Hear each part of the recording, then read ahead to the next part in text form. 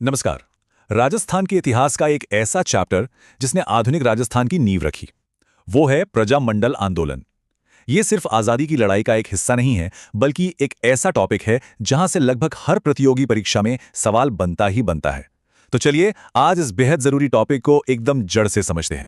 चलिए अपनी समझ की शुरुआत इसी बुनियादी सवाल से करते हैं। आखिर ऐसा क्या हुआ कि रियासती राजस्थान में, जहां सदियों से राजाओं का राज था, वहां अचानक से उत्तरदायी शासन की मांग उठने लगी? मतलब एक ऐसी सरकार जिसमें जनता की आवाज हो, जनता की भागीदारी हो। यकीन मानिए, इसी सवाल के जवाब में प्रजामंडल आंदोलन का पूरा सार छिपा हुआ है। तो आज हम इस टॉपिक को कैसे कवर करेंगे उसका एक रोड मैप देख लेते हैं। सबसे पहले हम जानेंगे कि यह आंदोलन था क्या, फिर एक एक करके जयपुर, हाड़ौती, मारवाड़ जैसे बड़े प्रजामंडलों की कहानी में उतरेंगे। इसके बाद बाकी जरूरी प्रजामंडलों को कवर करते हुए इस आंदोलन के महत्व को समझेंगे, और हाँ, आखिर में कुछ प्रैक्टिस क्वेश्चंस के साथ अपनी तैयारी भी चेक करेंगे। तो चलिए शुरू करते हैं। सबसे पहले ये समझते हैं कि ये प्रजामंडल आंदोलन आखिर था क्या, इसकी जरूरत क्यों पड़ी और इसका मकसद क्या था। प्रजामंडल नाम से ही साफ है, प्रजा का मंडल यानी लोगों का एक संगठन या समूह। और इनका मकसद बिल्कुल सीधा और साफ था, रियासतों में राजा के मनमाने शासन को खत्म करके एक उत्तरदायी सरकार बनाना। यानी एक ऐसी सरकार जो जनता के प्रति जवाबदेह हो, जिसमें स्थानीय लोगों की भागीदारी हो, बिल्कुल आज के लोकतंत्र की तरह। इस आंदोलन की एक खास बात थी कि ये एक दोहरा संघर्ष था। एक ही समय में दो दुश्मनों से लड़ाई। एक तरफ तो ये अपनी ही रियासत के राजाओं और जागीरदारों के जुल्म के खिलाफ था, जिसे हम सामंतवाद कहते हैं, और दूसरी तरफ ये उस ब्रिटिश सरकार के भी खिलाफ था जो इन राजाओं को सपोर्ट कर रही थी। तो लड़ाई एक साथ दो मोर्चों पर थी, और मांग थी अपने लोकतांत्रिक और मौलिक अधिकारों की। वैसे तो ये आंदोलन चल रहे थे, लेकिन इन्हें असली ताकत मिली दो बड़ी घटनाओं से। पहली 1927 में बनी अखिल भारतीय देशी राज्य लोक परिषद, जिसने सभी रियासतों की जनता को एक नेशनल प्लेटफॉर्म दे दिया। पर असली गेम चेंजर साबित हुआ 1938 का कांग्रेस का हरिपुरा अधिवेशन। सुभाष चंद्र बोस की अध्यक्षता में कांग्रेस ने पहली बार खुलकर यह कहा कि हम रियासतों के आंदोलनों का समर्थन करेंगे। बस ये घोषणा होते ही राजस्थान की लगभग हर रियासत में प्रजामंडल आंदोलनों में एक नई जान आ गई। चलिए अब सीधे राजस्थान चलते हैं और बात करते हैं यहाँ के कुछ सबसे पुराने और सबसे अहम प्रजामंडलों की। शुरुआत करेंगे जयपुर से, जो उस समय राजनीतिक चेतना का एक बड़ा गढ़ था।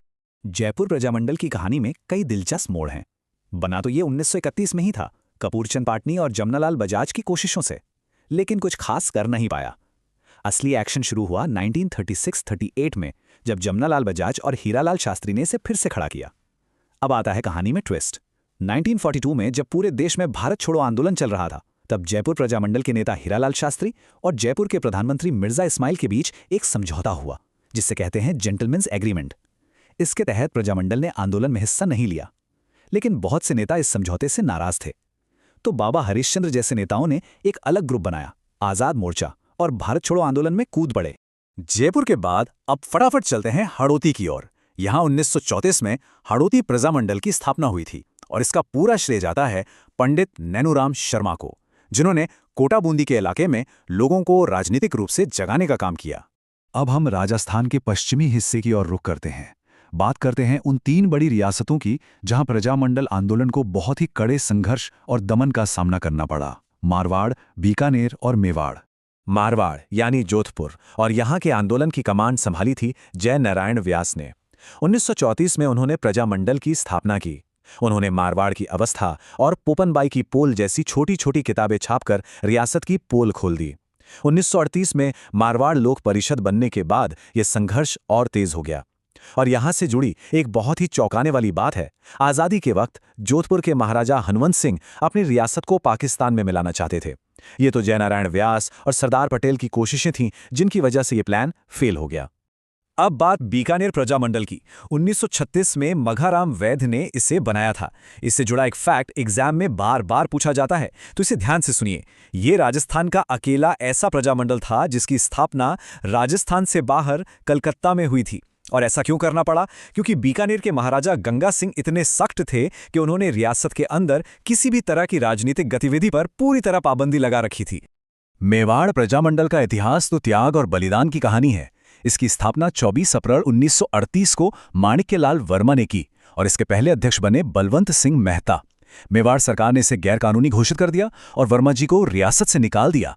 जब वो चुपके से वापस आए तो उन्हें गिरफ्तार करके कुंभलगढ़ के किले में कैद कर दिया गया। सोचिए कितना संघर्ष था।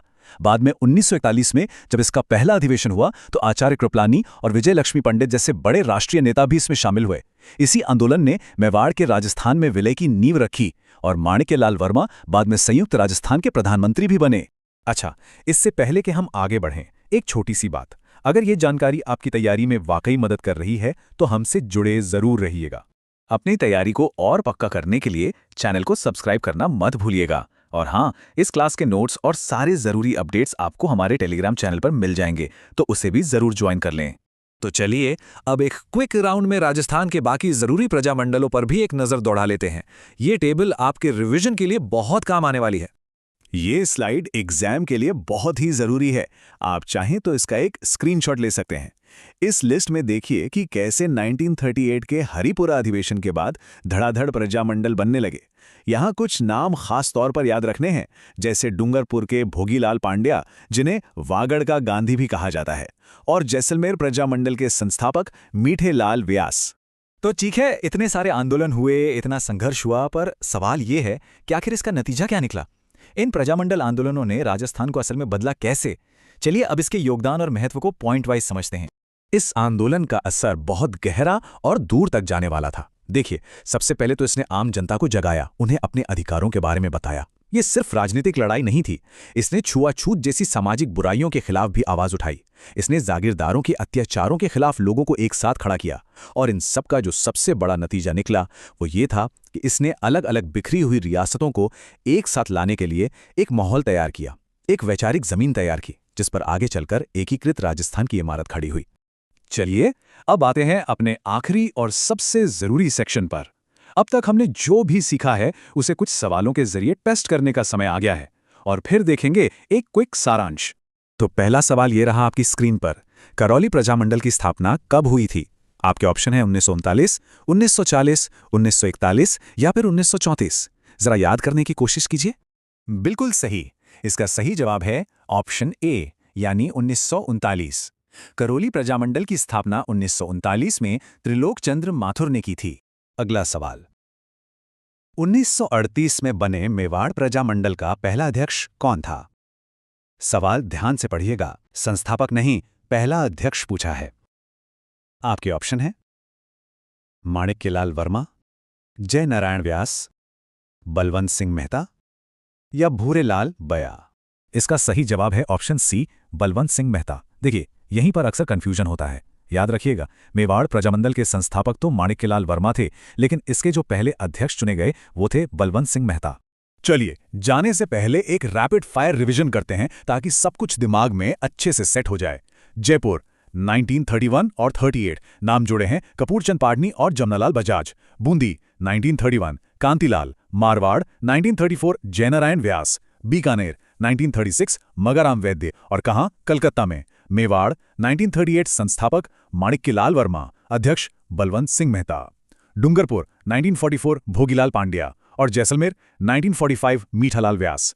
ये वो फैक्ट्स हैं जो आपको बिल्कुल याद रखने हैं। और जाते जाते एक सवाल मैं आपके लिए छोड़कर जा रहा हूं।